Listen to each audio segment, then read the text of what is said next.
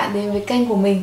Thì hôm nay mình sẽ có một cái phong cách makeup dành cho những cô nàng cá tính và sexy, đó là phong cách makeup màu ghi khói. Nên là nếu bạn thích phong cách như vậy thì hãy tiếp tục theo dõi video này nhé. Nào, mình cùng bắt đầu thôi. Mình sẽ dùng primer của Benefit Cosmetics The Professional Matte Rescue.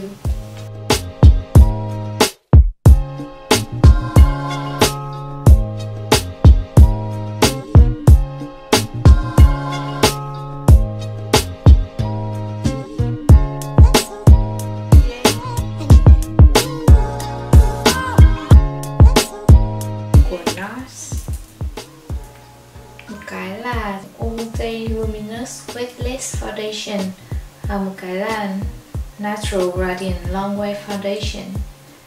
Mình sẽ mix hai chai này vào với nhau.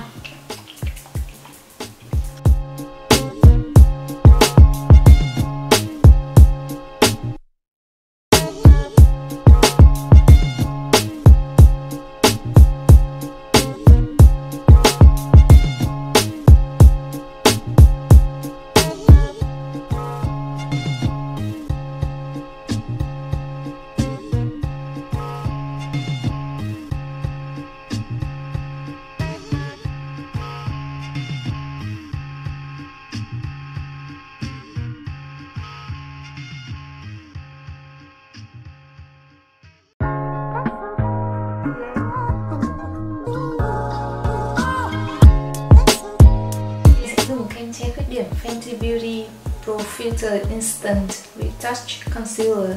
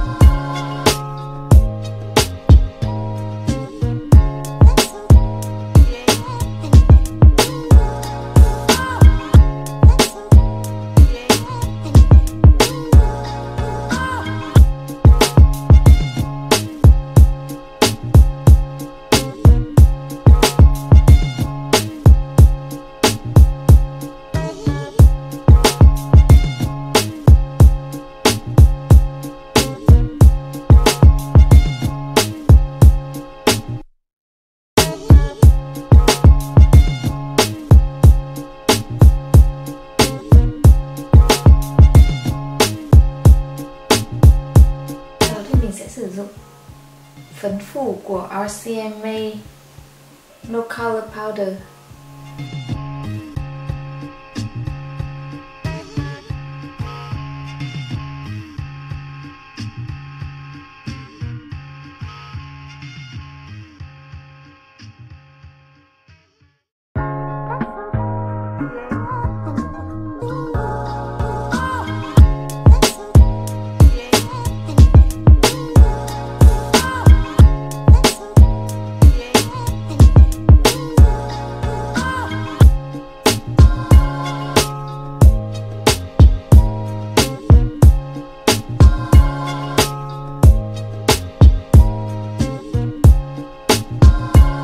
Dùng bút kẻ máy Natural Auto Eyebrow của Eclipse.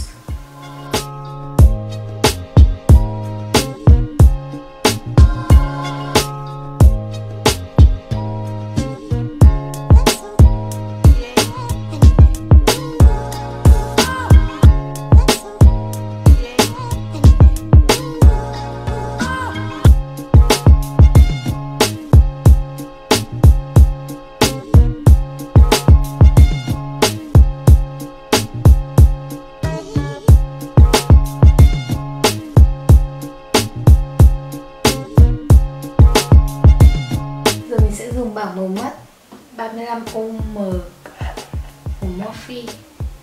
Mình sẽ đánh base trước.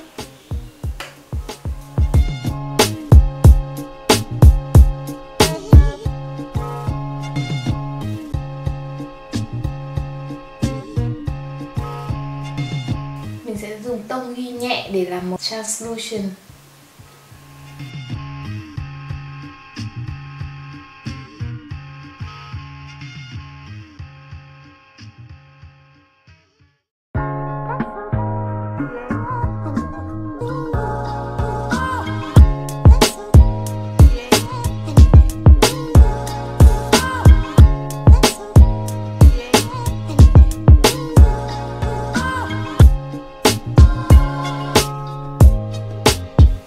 Tiếp đến thì mình sẽ dùng màu ghi tối hơn để đánh lên 1/3 phía đuôi mắt.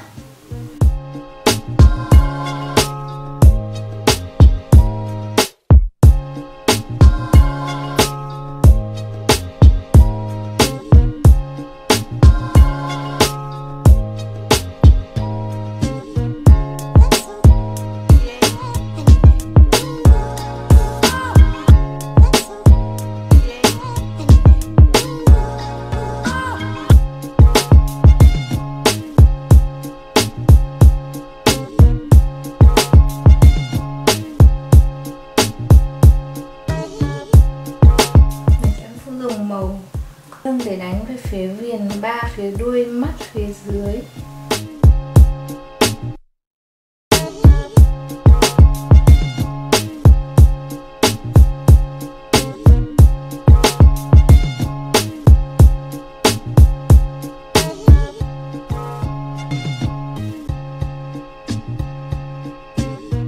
Sau đó thì mình sẽ dùng màu nhũ của BBIA màu số 01 để tán vào 2/3 phía đầu bầu mắt.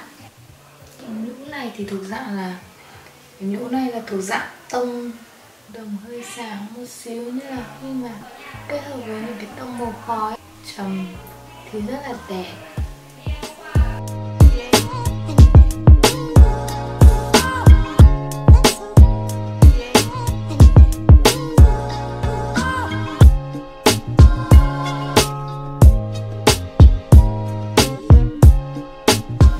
Sẽ dùng gel kẻ mắt của Tarte.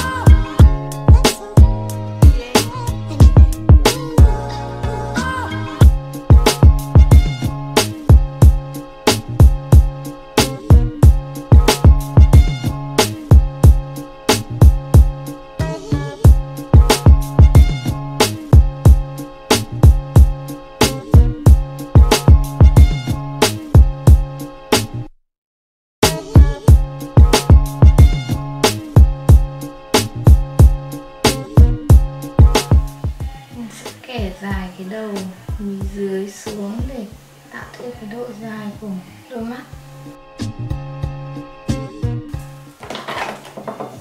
Sau đó mình sẽ chuốt mi.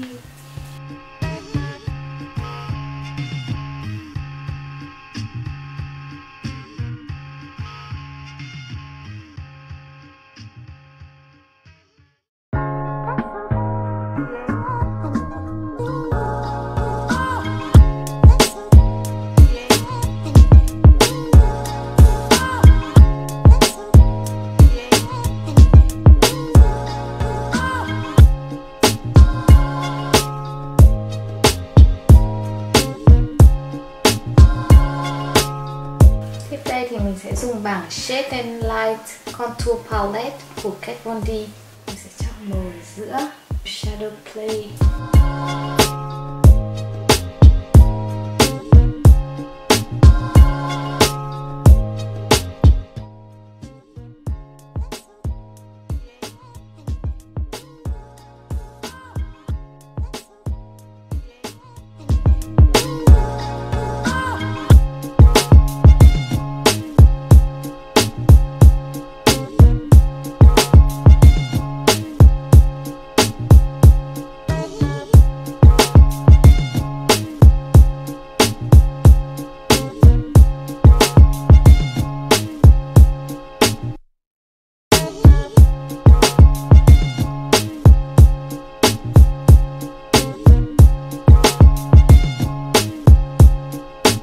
tông màu mắt như thế này thì mình không muốn đánh má quá nhiều. Hôm nay mình sẽ dùng tông Gold Rush trong bảng Brush Bar của Benefit Cosmetics.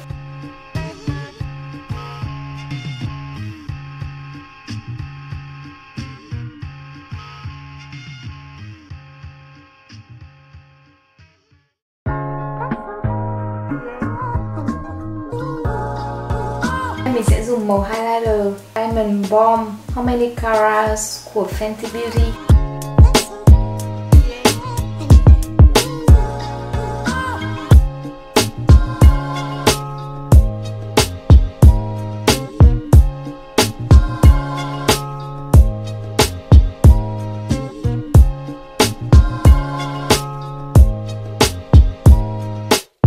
Cái tông màu mắt khó như thế này thì mình sẽ sử dụng son MAC Satin Lipstick màu Mocha B18.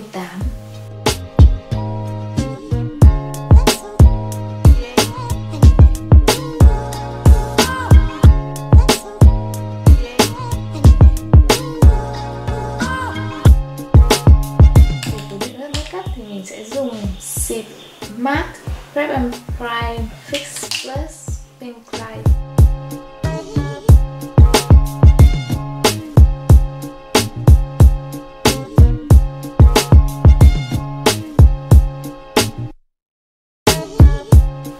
Makeup tông ghi khói ngày hôm nay của mình đã hoàn thành rồi.